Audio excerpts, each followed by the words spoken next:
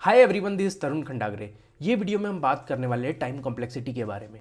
Time complexity एक बहुत ही important topic है और आपको पता होना चाहिए क्योंकि इंटरव्यू में बहुत ज़्यादा टाइम कॉम्प्लेक्सिटी को लेकर चीज़ें डिस्कस होती है। टाइम कॉम्प्लेक्सिटी टर्म्स बहुत ज़्यादा यूज़ हो रही होती है। टाइम कॉम्प्लेक्सिटी रिलेटेड चीज़ें आपको बहुत ज़्यादा पूछी जाती है। तो ये वीडियो आपके लिए बहुत ज़्यादा इंपॉर्टेंट होने वाला है, तो लास्ट तक देखिएगा। ऐसा मत करिएगा कि स्किप कर दूँ, मैं लास्ट का देख लूँ, स्टार्ट का देख लूँ। अगर देख रहे हो तो पूरा अच्छे से देखना, क्योंकि मैं आपको स्टेप बाय स्टेप समझाने वाला हूँ कि टाइम कॉम्प्लेक्सिटी आप कैसे निकाल सकते हो, कितने तरीके की टाइम कॉम्प्लेक्सिटी होती है और एक्चुअली में टाइम कॉम्प्लेक्सिटी होती क्या है, हम इसे टाइम कॉम्प्लेक्सिटी ही क्यों बोलते हैं। तो चलिए वीडियो को स्टार्ट करते हैं। तो सबसे पहले हम समझेंगे कि टाइम कॉम्प्लेक्सिटी होता क्या है। Time complexity of an algorithm, the amount of time taken by the algorithm to run as a function of the length of input. अब इससे क्या मतलब है कि टाइम कॉम्प्लेक्सिटी वो कॉम्प्लेक्सिटी है या वो टाइम है जब आपका कोड रन हो रहा होगा, तो हम ये पता लगाते हैं कि वो कितने बार रन हुआ है, तो उसको हम टाइम कॉम्प्लेक्सिटी के अंदर रखते हैं। ठीक है। अब इसका ये मतलब नहीं है कि कंप्यूटर आपका कितना टाइम ले रहा है पूरी चीज़ को एग्जीक्यूट होने में, उससे हमें कोई मतलब नहीं रहेगा। हमें यहाँ पे किस चीज़ से मतलब है कि कितने बार आपका स्टेटमेंट एग्जीक्यूट हुआ है। जैसे आपने 4 लाइन का कोड लिखा है, तो वो 4 लाइन आपकी कितने बार एग्जीक्यूट हो रही है। अगर सिंगल टाइम एग्जीक्यूट हो रही है तो हम कांस्टेंट टाइम लेंगे उसका, कि इसकी टाइम कॉम्प्लेक्सिटी कांस्टेंट है। उसके बाद अगर n टाइम्स रन हो रहा है आपका कोड, तो हम n रखेंगे कि इसकी टाइम कॉम्प्लेक्सिटी n है। ठीक है। इस तरीके से होता है। अगर log n है तो log n रख रहे होंगे हम, और अगर एन स्क्वायर है तो एन स्क्वायर रख रहे होंगे। तो इस तरीके से टाइम कॉम्प्लेक्सिटी वर्क कर रही होती है। तो आपको ये समझ में आया होगा कि टाइम कॉम्प्लेक्सिटी बेसिकली कुछ नहीं है। टाइम कॉम्प्लेक्सिटी आपका टाइम बताता है कि आपने जो कोड लिखा है वो कितना टाइम लेगा रन होने के लिए। In a worst case, in a average case, in a good case, मतलब बेस्ट केस, ये सब चीज़ों में कितना टाइम ले रहा होगा आपका कोड। तो सबसे पहले हम समझते हैं कि टाइम कॉम्प्लेक्सिटी को आप डिफाइन कैसे कर सकते हो। ये भी तो इंपॉर्टेंट है ना कि टाइम कॉम्प्लेक्सिटी को हम डिफाइन कैसे करते हैं। अगर हमें इंटरव्यूअर को समझाना है कि टाइम कॉम्प्लेक्सिटी होता क्या है, या टाइम कॉम्प्लेक्सिटी बताना है कोई कोड का, तो भैया कुछ तो फॉर्मेट होगा ना जिससे पता चलता होगा कि टाइम कॉम्प्लेक्सिटी को हमको किस तरीके से डिफाइन करना है। तो हाँ, इसका फॉर्मेट होता है, इसके कुछ नोटेशंस होते हैं जिसकी हेल्प से हम टाइम कॉम्प्लेक्सिटी को डिफाइन कर रहे होते हैं। अब नोटेशन की हम बात करें, ठीक है। नोटेशन यहाँ पे लिख देता हूँ मैं। नोटेशन इसके 3 हो जाएंगे, ठीक है। इसके नोटेशन होते हैं 3। पहला क्या होता है? बिगो नोटेशन। दूसरा थीटा नोटेशन। तीसरा ओमेगा नोटेशन। तो ये 3 तरीके के नोटेशन होते हैं जिसकी हेल्प से आप टाइम कॉम्प्लेक्सिटी डिफाइन करते हो। बिगो नोटेशन हमारा यूज़ हो रहा होता है वर्स्ट केस निकालने के लिए, और सबसे ज़्यादा ये यूज़ होता है, तो आपको ये पता होना चाहिए। थीटा हमारा वैसे ही एवरेज केस बताने के लिए यूज़ होता है कि इसकी एवरेज कॉम्प्लेक्सिटी कितनी होगी, और ओमेगा हमारा बेस्ट केस बताता है। ओके। तो इस तरीके से चल रहा होता है। अब भैया हमें कब कौन सी नोटेशन यूज़ करना है और कौन सा सबसे ज़्यादा इंपॉर्टेंट है, ये सवाल आपके मन में आता होगा। हाँ, मेरे भी मन में आता था जब मैं कॉलेज में था। तो इसके लिए आपको सबसे पहले मैं बता दूं कि बिगो नोटेशन बहुत इंपॉर्टेंट है, क्योंकि जब भी आप टाइम कॉम्प्लेक्सिटी का एनालिसिस कर रहे होते हैं, आप वर्स्ट केस जरूर देखते हो कि यार मेरा कोड एग्जीक्यूट होने में वर्स्ट केस में कितना टाइम लगा रहा होगा। तो इंटरव्यूअर भी वर्स्ट केस पे ही ध्यान देते हैं और आपको इंडस्ट्री में भी वर्स्ट केस पे ही काम करना होता है। क्योंकि अगर आपने वर्स्ट केस पे काम कर लिया, वर्स्ट केस की आपको टाइम कॉम्प्लेक्सिटी पता है, तो एवरेज केस वैसे ही आपका पास हो रहा होगा वो कोड से, और बेस्ट केस तो वैसे ही पास हो रहा होगा। तो दोनों चीज़ें पास हो रही होगी, इसलिए हम बिगो नोटेशन का बहुत ज़्यादा यूज़ करते हैं। वर्स्ट केस देख लेते हैं, और वर्स्ट केस आपका सॉल्व हो गया तो बाकी चीज़ें तो आपकी डन है पहले से, आपको पता होना चाहिए। इसलिए इंटरव्यूअर भी बहुत ज़्यादा बिगो नोटेशन पर ध्यान देते हैं। तो ठीक है। अब बिगो नोटेशन को हम किस तरीके से यूज़ कर रहे होते हैं, और ये वर्स्ट केस टाइम कॉम्प्लेक्सिटी होती क्या है। तो वर्स्ट केस टाइम कॉम्प्लेक्सिटी वो टाइम कॉम्प्लेक्सिटी है जब आपका कोड सबसे ज़्यादा टाइम लेता है एग्जीक्यूट होने में। बेस्ट केस में क्या होगा, जब आपका कोड सबसे कम टाइम ले रहा होगा। एवरेज केस में एवरेज टाइम ले रहा होगा, और वर्स्ट केस में वर्स्ट टाइम ले रहा होगा। तो आपको ये पता होना चाहिए कि वर्स्ट केस में मेरा कोड सबसे ज़्यादा टाइम लेता है, तो ये कोड पास हो पाएगा कि नहीं।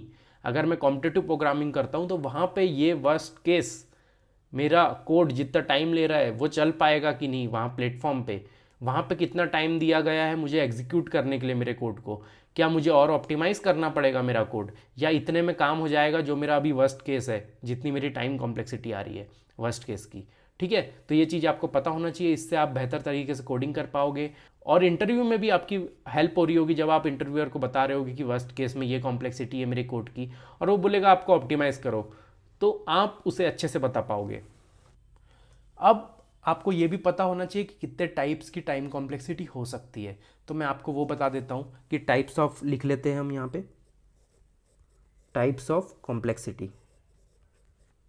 ठीक है, अब देख लेते हैं हम इसके टाइप्स, कितने टाइप्स की कॉम्प्लेक्सिटी हो सकती है। पहले आएगा O ऑफ 1। ठीक है, O ऑफ 1 क्या होता है? Constant time. अब ये कांस्टेंट टाइम का मतलब क्या है भैया, हम इसे क्या समझे? तो कांस्टेंट टाइम से यार ये मतलब होता है कि आपका कोड कितने भी आप इनपुट दे दो, चाहे आप n 1000 दे दो, 500 दे दो, बट आपका जो कोड है सेम टाइम ले रहा होगा एग्जीक्यूट होने के लिए, in a worst case, in a best case, in average case. तो उसे हम कोड को O ऑफ 1 कॉम्प्लेक्सिटी देते हैं, मतलब कांस्टेंट कॉम्प्लेक्सिटी उसे दिया जाता है। ठीक है, और इस सिनारियो में जो आपका n होता है, मतलब लेंथ ऑफ इनपुट होता है, वो कुछ भी हो जाए हमें उससे फ़र्क नहीं पड़ेगा, ये इंडिपेंडेंट होता है। तो हम बिल्कुल लेंथ ऑफ इनपुट पे डिपेंडेंट नहीं रहते जब हमारा कांस्टेंट टाइम कॉम्प्लेक्सिटी होता है तो।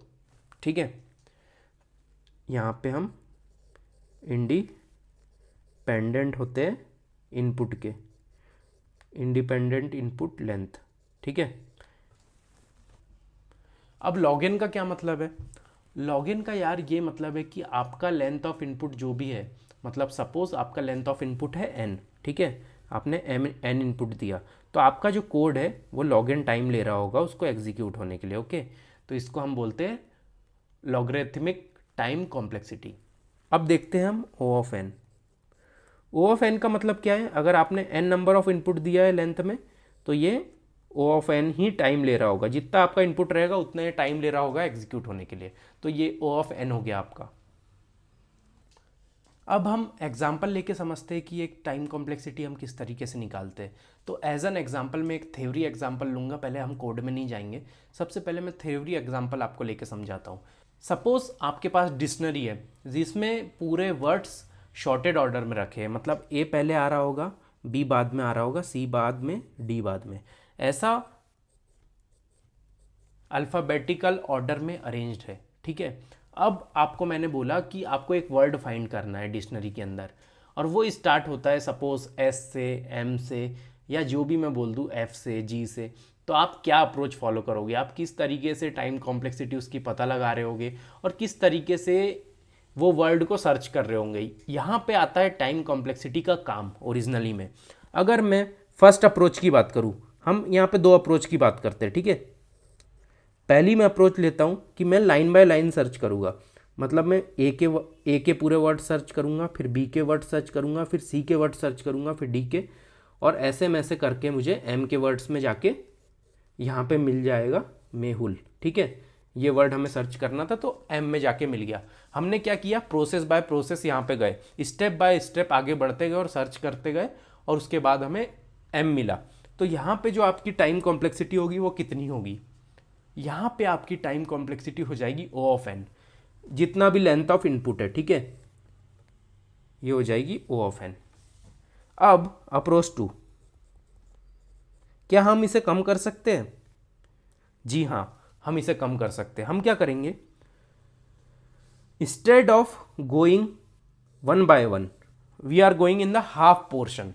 मतलब सपोज हमने क्या किया, हमें पता है कि A to Z हमारे पास डिक्शनरी है जिसमें A to Z वर्ड्स है और अरेंज्ड है शॉर्टेड ऑर्डर में। जब भी शॉर्टेड ऑर्डर में अरेंज है तो यहाँ पे बाइनरी सर्च का आप कॉन्सेप्ट लगा सकते हो। जब बाइनरी सर्च का कॉन्सेप्ट लगता है तो हम बहुत ही ईजी वे में फाइंड कर लेते हैं। हम इसको पार्ट्स में डिवाइड कर लेते हैं, इसके मिडिल में हम जाके चेक करेंगे सबसे पहले। ठीक है, सपोज मुझे फाइंड करना है रिया, ये वर्ड, ये काय से स्टार्ट होता है? R से। तो आपको पता है कि R मेरा पहला लेटर है, तो मुझे A से बार बार सीक्वेंस वाइज जाके कोई मतलब नहीं है। मैं डायरेक्टली बीच में जंप करूंगा और बीच में जंप करने के बाद सपोज मुझे मिला m। अब मैं देखूंगा क्या m r से छोटा है, यस, ठीक है, m r से छोटा है तो हमें राइट में जाना होगा। अगर m बड़ा होता r से तो हम लेफ्ट में जाते। सपोज वैसे ही हमें d सेलेक्ट करना होता, हमारा कुछ दीपक नाम का वर्ड होता, ठीक है, तो हम लेफ्ट में जंप करते, बट यहाँ पे r है तो हम राइट में जंप करेंगे। तो ऐसे करके आपका कंपैरिजन कम हो जाएगा। यहाँ पे आप ए पे भी जा रहे थे, बी पे भी जा रहे थे, सी पे भी जा रहे थे, डी पे भी जा रहे थे, बट हम यहाँ पे क्या किया, हमने सेकंड अप्रोच में डायरेक्टली एम पे गए और एम से हमने चेक किया कि आर लेफ्ट में है राइट में, राइट में है तो हम आर में राइट में चले गए, और ऐसे ऐसे करके हमें बहुत ही कम स्टेप्स में आर में रिया मिल गई या रिया का नाम मिल गया, ठीक है। तो इस तरीके से हम फाइंड कर सकते हैं और इसकी टाइम कॉम्प्लेक्सिटी हो जाएगी big O of log n, ठीक है। यहाँ पे big O of log n हो गई क्योंकि यहाँ पे बहुत कम टाइम लग रहा है, n से कम टाइम लग रहा है आपको, log n में आपका सॉल्यूशन फाइंड हो रहा है। बट ये मेथड जब भी चलती है जब शॉर्टेड ऑर्डर में आपके पास डेटा हो। अगर शॉर्टेड ऑर्डर में डेटा नहीं है तो आपको ये फर्स्ट अप्रोच ही यूज़ करना पड़ेगा, आपको सीक्वेंस वाइज जाना पड़ेगा, क्योंकि आपको नहीं पता है ए कहाँ है, बी कहाँ है, सी कहाँ है, डी कहाँ है। जहाँ पे आपको पता है कि सीक्वेंस वाइज चल रहा है वहाँ पे आप पार्ट्स में डिवाइड करके जल्दी जल्दी कंपेयर करा के पता कर सकते हो कि मुझे लेफ्ट जाना है, राइट जाना है, क्या करना है, ठीक है। तो ये एग्जाम्पल से आपको क्लियर हुआ होगा कि किस तरीके से आप टाइम कॉम्प्लेक्सिटी फाइंड कर सकते हो।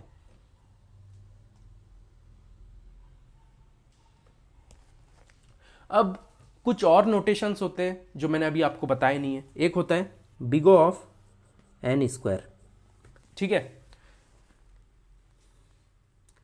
इसका क्या मतलब होता है, n स्क्वायर कब आ रहा होता है भैया, ये हमें कैसे पता चलेगा कि n स्क्वायर टाइम कॉम्प्लेक्सिटी है। तो क्या होता है, जैसे एक फॉर लूप है आपका, ये फॉर लूप है जो 1 to n चलता है, ठीक है।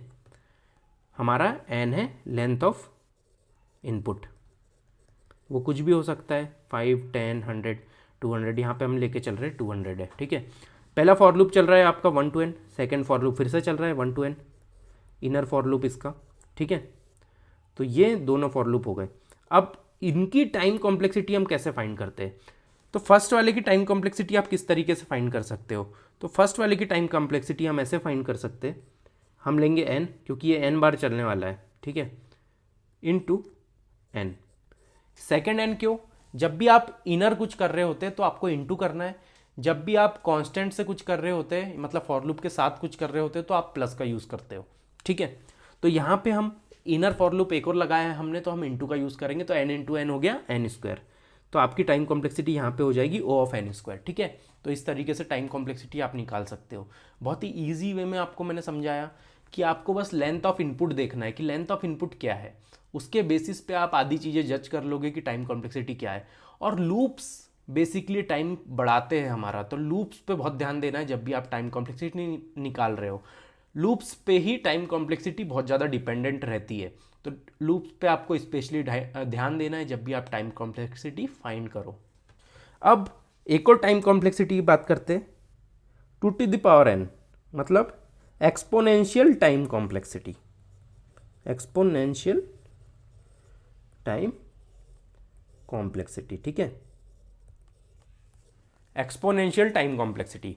अब एक्सपोनेंशियल टाइम कॉम्प्लेक्सिटी क्या होती है यार, एक्सपोनेंशियल टाइम कॉम्प्लेक्सिटी सबसे ज़्यादा रिकर्शन, डीपी, ये सब चीज़ों में यूज़ हो रही होती है, बैक ट्रैकिंग, ये सब चीज़ों में, जिसमें हम बहुत ज़्यादा इटरेशन करते हैं, बहुत ज़्यादा इटरेशन, मतलब n को हम इतने बार एग्जीक्यूट कर लेते हैं, not n square, not n cube, बहुत ज़्यादा 2 to the power n times हम उसको एग्जीक्यूट कर लेते हैं कोड को। और ये टाइम कॉम्प्लेक्सिटी में आपका कोड रन नहीं हो पाएगा, आपका कोड फेल हो रहा होगा, क्योंकि ये टाइम कॉम्प्लेक्सिटी बहुत ही वर्स्ट केस टाइम कॉम्प्लेक्सिटी होती है। जब भी आप ऑनलाइन कोडिंग कर रहे होगे तो 2 to the power n अगर आप अप्रोच यूज़ करते हो या टाइम कॉम्प्लेक्सिटी यूज़ करते हो आपके कोड के लिए, आपको पता है कि ये 2 to the power n है, तो बहुत कम चांसेस है कि आपका कोड एक्सेप्ट हो रहा होगा ऑनलाइन प्लेटफॉर्म पे। बहुत ज़्यादा ऐसे चांसेस रहेंगे कि आपका कोड रिजेक्ट हो जाएगा, क्योंकि 2 to the power n बहुत बड़ी टाइम कॉम्प्लेक्सिटी होती है। समझो ना आप, n स्क्वायर से भी बड़ी है, n क्यूब से भी बड़ी है, n4 से भी बड़ी है, ऐसे कितने n आके 2 to the power n बना है। तो आपको ये पता होना चाहिए कि ये टाइम कॉम्प्लेक्सिटी बहुत ही वर्स्ट केस टाइम कॉम्प्लेक्सिटी होती है। और इसको निकालने का फंडा मैं आपको बाद में समझाऊंगा, क्योंकि ये रिकर्शन के अंदर यूज़ हो रही होती है। जब हम फंक्शन को बार बार कॉल करते हैं, जो रिकर्शन का फंडामेंटल रूल होता है, तब जाके 2 to the power n हमारा बनता है। और जब फंक्शन बार बार कॉल होता है तो हम तब ये 2n टाइम कॉम्प्लेक्सिटी आ रही होती है, इन्हें रिकर्शन। और रिकर्शन का भी ऑप्टिमाइज वर्जन होता है, जैसे डीपी आप बना सकते हो, मेमोनाइजेशन टेक्निक का यूज़ कर सकते हो, उसकी हेल्प से हम 2n को कम कर लेते हैं, हमारा इटरेशन कम कर देते हैं।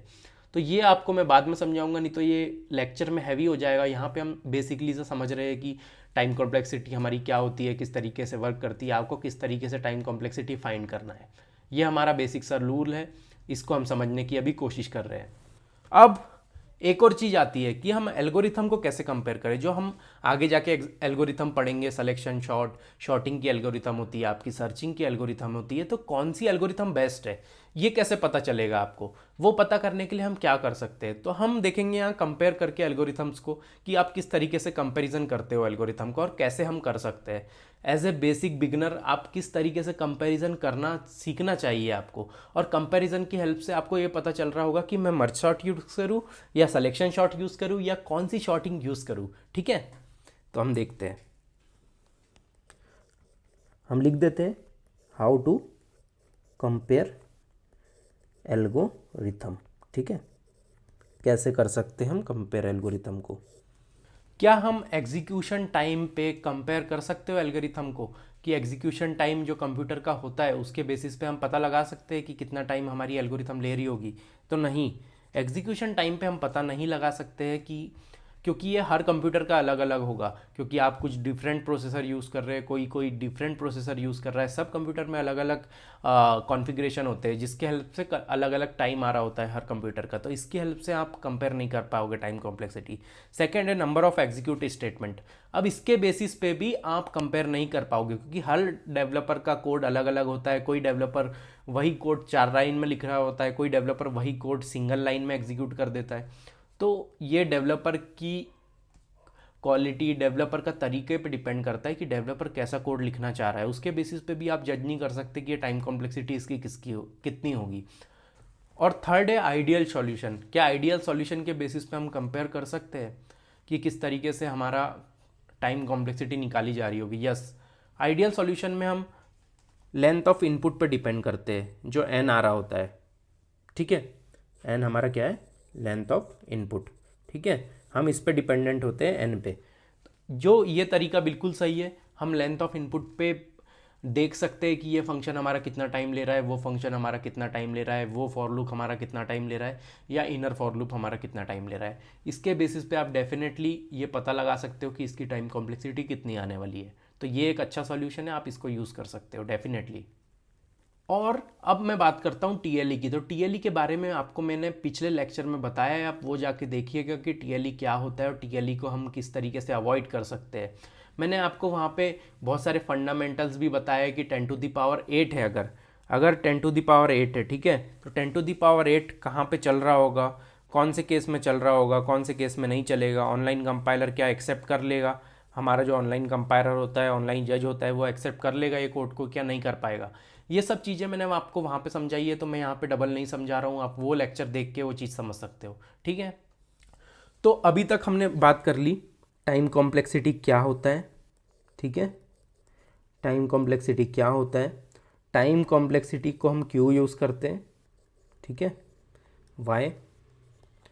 और उसके बाद हमने ये भी समझ लिया इसको डिफाइन कैसे करते हैं, कितने टाइप के नोटेशन होते हैं, define notation for time complexity. ठीक है, हमने ये भी पता कर लिया। उसके बाद हमने ये भी देख लिया कि टाइम कॉम्प्लेक्सिटी निकालते कैसे हैं। अब कुछ कोड वाइज हम देखते हैं कि कोड वाइज एग्जाम्पल से आपको बेहतर तरीके से समझ में आएगा कि हम टाइम कॉम्प्लेक्सिटी किस तरीके से निकाल रहे होते हैं। तो पहला कोड मैं प्रेजेंट करना चाहता हूँ आपके सामने।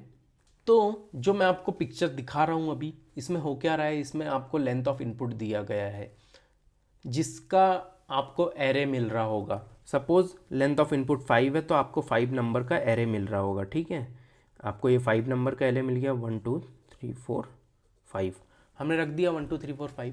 अब आपको क्या बताना है, आपको एक और नंबर मिल रहा होगा जिसका नाम क्या है, Z। ठीक है, Z, अब मैंने यहाँ बोल दिया 7। ठीक है, Z = 7। अब आपको ये क्वेश्चन में ये बताना है कि क्या मैं कंपेयर करके, अगर मैं 2 नंबर को प्लस करूँ, 1 + 2 करूँ, तो क्या 7 आता है क्या। अगर मैं 2 + 3 करूँ तो 7 आता है क्या। अगर मैं 4 + 3 करूँ तो 7 आता है क्या अगर मैं 5+1 करूँ? तो 7 आता है क्या? अगर आता है तो आपको ट्रू रिटर्न करना है, और नहीं आता है तो आपको फॉल्स रिटर्न करना है। This is a statement of question. तो जैसे कि आप कोड में यहाँ पे देख रहे हो, यहाँ पे 2 फॉर लूप लगे हैं, ठीक है। 2 फॉर लूप के बाद कुछ कंपेयर हो रहा है और कुछ हम ऐड करके देख रहे हैं क्या z इक्वल टू जेड बन रहा है क्या।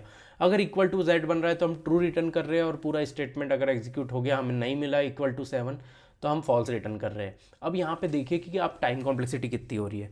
जैसे कि हमको पता है पहला फॉर लूप है, ठीक है, और ये दूसरा फॉर लूप है, inner for loop, outer for loop. अब ये दोनों कितने बार चल रहे हैं? ये चल रहे हैं, पहला फॉर लूप जो हमारा चल रहा है n टाइम्स, ठीक है। Second for loop is also n times, ठीक है। ये दोनों हमारा n टाइम्स चल रहे हैं। अब मैंने आपको क्या बताया था, जब भी इनर फॉर लूप होगा तो हम इंटू करेंगे, तो n into N equal to n square. ये हो गई इसकी टाइम कॉम्प्लेक्सिटी, ठीक है। इस तरीके से आप टाइम कॉम्प्लेक्सिटी फाइंड कर सकते हो। और अगर यहाँ पे कुछ कुछ और रहता, सपोज कि कुछ क्वेश्चंस में ऐसा भी होता है कि फॉर लूप के अंदर हम फॉर लूप लगाते हैं बट उसका एग्जीक्यूशन टाइम कम होता है। अब यहाँ पे मैंने एक और कोड लिखा है, जैसे कि आप देख सकते हो, मैंने लिख दिया है कि i 100 से चल रहा है और लेस देन 0 तक चलेगा, मतलब, और ये 100 नहीं, ये n लिख देते हैं हम कि लेंथ ऑफ इनपुट से स्टार्ट हो रहा है।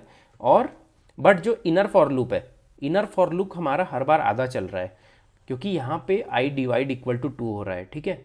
तो इसका मतलब क्या हुआ कि इसकी टाइम कॉम्प्लेक्सिटी नीचे वाले की आ जाएगी log n, क्योंकि यह हाफ ही चल रहा है और ऊपर वाला हमारा n टाइम्स चल रहा है, ठीक है। बट एक्चुअली में ऐसा भी नहीं हो रहा है, आपको ये और समझना पड़ेगा। ऊपर वाला भी तो आपका n टाइम से कम चल रहा है और ये भी आपका कम चल रहा है, तो आपकी इसकी जो टाइम कॉम्प्लेक्सिटी होगी O ऑफ n आ जाएगी, ठीक है। ये थोड़ा सा कॉम्प्लेक्स है, आपको धीरे धीरे ये चीज़ समझ में आ रही होगी कि अगर डिवाइड है, अगर +1 हो रहा है, फॉर लूप में किस तरीके से चीज़ें चलती है, या कहीं ब्रेक हो जा रहा है कोड, तो किस तरीके से हम टाइम कॉम्प्लेक्सिटी का एनालिसिस लगा रहे होंगे। ये धीरे धीरे आपको और अच्छे से समझ में आएगा जब आप कोडिंग के क्वेश्चंस समझोगे, या मेरी सीरीज़ आप देखोगे, मैं आगे क्वेश्चंस पढ़ाने वाला हूँ, उसमें हम टाइम कॉम्प्लेक्सिटी हर कोड की निकाल रहे होंगे। वहाँ पे आप और बेहतर तरीके से समझ पाओगे कि किस तरीके से टाइम कॉम्प्लेक्सिटी हम निकालते हैं, ठीक है। तो अब हम समझते हैं स्पेस कॉम्प्लेक्सिटी होती क्या है। The amount of space taken by the algorithm to run as a function of length of input. इसका क्या मतलब हुआ कि आपका जो कोड है वो जितना स्पेस ले रहा होगा एग्जीक्यूट होने में, वो आपका स्पेस टाइम कॉम्प्लेक्सिटी कहलाता है। सपोज आपने एक एरे लिया, ठीक है, जिसकी लेंथ है n, ये हमने एक एरे बनाया। अब आपका जो स्पेस हो गया वो हो गया n, ठीक है। अगर आप 2 एरे ले लेते तब भी आपका स्कोप कितना रहता? तब भी आपका स्कोप O ऑफ n ही रहता, क्योंकि यहाँ पे n प्लस n हो रहा है, n plus n equal to n, ठीक है। अगर आप 2D एरे लेते तब आपका m इंटू n होता, ठीक है। अगर आप 2D एरे लेते तो मैंने आपको बताया 2D एरे कैसे बनता है, array of array is a 2D array, ठीक है। तो इसका कॉम्प्लेक्सिटी m इंटू n होता है, ठीक है। तो इस तरीके से स्पेस कॉम्प्लेक्सिटी हमारी वर्क करती है। अब कोड वाइज हम समझते हैं, कोड को देखते हैं हम और उसके थ्रू समझने की कोशिश करते हैं कि उसकी स्पेस कॉम्प्लेक्सिटी कितनी होगी, ठीक है।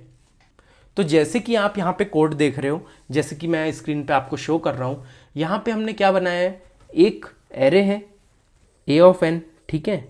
अब ये क्या एरे है, जो हमारा इनपुट ले रहा होगा, मतलब n हमारा इनपुट है और ये n टाइम्स इनपुट ले रहा होगा 1 by 1 in a for loop, ठीक है। उसके बाद हमने एक हमारा पर्सनल एरे बनाया है जो क्या कर रहा है, फ्रीक्वेंसी, इसको फ्रीक्वेंसी रख रहा है, नंबर ऑफ फ्रीक्वेंसी। तो ये क्या है, ये भी लेंथ ऑफ n का है, तो हमारी स्पेस कॉम्प्लेक्सिटी हो जाएगी O ऑफ n। वाई? और स्पेस कॉम्प्लेक्सिटी में एक और सिनारियो होता है, एक होती है स्पेस कॉम्प्लेक्सिटी, एक होती है ऑक्सिलरी स्पेस कॉम्प्लेक्सिटी। अब ये ऑक्सिलरी स्पेस कॉम्प्लेक्सिटी क्या होती है भैया? तो auxiliary space complexity, auxiliary space complexity हम समझ लेते हैं कि ऑक्सिलरी स्पेस कॉम्प्लेक्सिटी वो कॉम्प्लेक्सिटी होती है हमारी जो हम एक्स्ट्रा हमारे तरफ से एरे ऐड करते या यूज़ करते, उसकी जो कॉम्प्लेक्सिटी होती है सिर्फ वही काउंट होती है। सपोज अगर इनपुट में एक एरे है जिसमें सब इनपुट ले रहे हैं, तो हम इसको नेग्लेक्ट कर देंगे, इसको स्पेस कॉम्प्लेक्सिटी में ऐड नहीं करेंगे। हम एक और एरे बना रहे हैं AR ऑफ 1, जिसको हम यूज़ कर रहे हैं हमारे कोड में और ये हमने बनाया है एरे, ये कोई इनपुट के लिए यूज़ नहीं हो रहा है, ये हमने हमारी कैलकुलेशन के लिए बनाया है, तो इसका स्पेस काउंट होगा कि O ऑफ n लेंथ का है, हम इनपुट वाले को काउंट नहीं कर रहे होंगे, तो इसको कहते हैं ऑक्सिलरी कॉम्प्लेक्सिटी, ठीक है, ऑक्सिलरी स्पेस कॉम्प्लेक्सिटी।